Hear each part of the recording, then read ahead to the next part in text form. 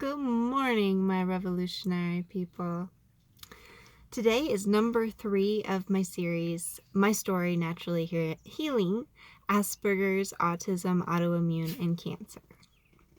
I hope you're having a great day, or good morning. So number 3 is walking. This is something that helps with all of them. It lowers your cortisol, and it took me a long time to get used to walking. I had dogs for years before I could enjoy walking. And I think it's just because when you're really sick, it takes you a while to be able to move and let alone enjoy it. So let's see here. It seems super small, but it made the biggest difference. It changes like your hormone balance and your makeup. Autism involves higher cortisol because every time you encounter a person, you encounter their energetic bubble and you take it all in, and that gave me the hugest cortisol response. I'm not sure how it works for everybody else, but when I feel people, I feel all their dis-ease, all the things they're not at ease with, and that's overwhelming. I don't really feel the good things, and so this really helped because I don't know if I'll ever get used to feeling so much dis-ease when I'm around people, but at least I know it's not mine.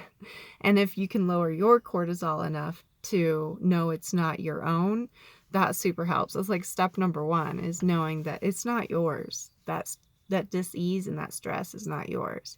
And then cortisol, when your cortisol is going, it feeds cancer cells, and a lot of us have an overload of lead in our systems, and that causes autoimmune issues with your adrenal glands. So learning how to disengage the cortisol reaction is one of the biggest things you can do. It'll be the most impactful for your life.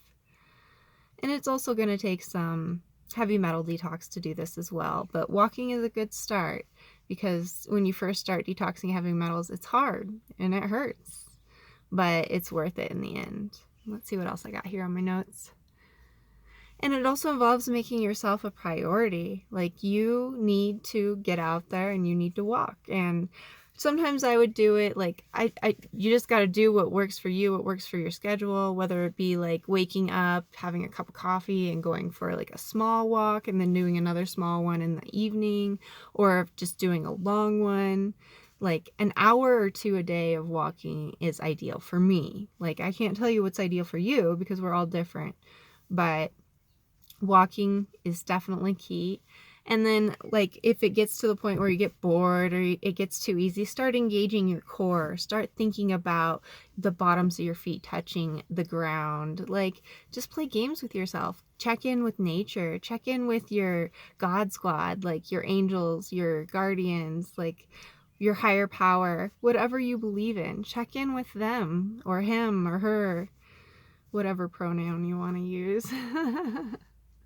And then if you have a dog, that works. I find it to be it's amazing to walk my dog. It makes me so happy. Or dogs. It makes me happy. And when I first got Hay, never in my life, I hated walking. I hated going outside. It was so cold. I was always so cold. Again, that's the lead poisoning. So you just gotta detox the heavy metals, and then once you start to enjoy it, you know that you're making progress. And then you start to look forward to it, and then you feel incomplete without it. It's pretty amazing. Motion, it helps you remove all the trauma from your body. Movement is the key to expelling negative emotion. So you don't even have to think about it. Your body just does it naturally. It's very amazing, super amazing. It doesn't take much, and you just do it. Like, and it's a form of meditation. Like, I love freeform dancing. That's okay. So we're going to go off on that one. Freeform dancing is amazing. It helps you remove all the negative emotions from your body, all the trauma, and anything that's like a freeform meditation that there's no rules to, and you just do and you space off. It's going to help you. It's like the highest form of meditation. You just gotta do it. It's amazing. Just breathe and move, and everything's just going to move through you instead of staying stuck. And when you don't do the movement, it just stays stuck. And then you can listen to music, you can listen to a podcast. Basically, just get out there and walk.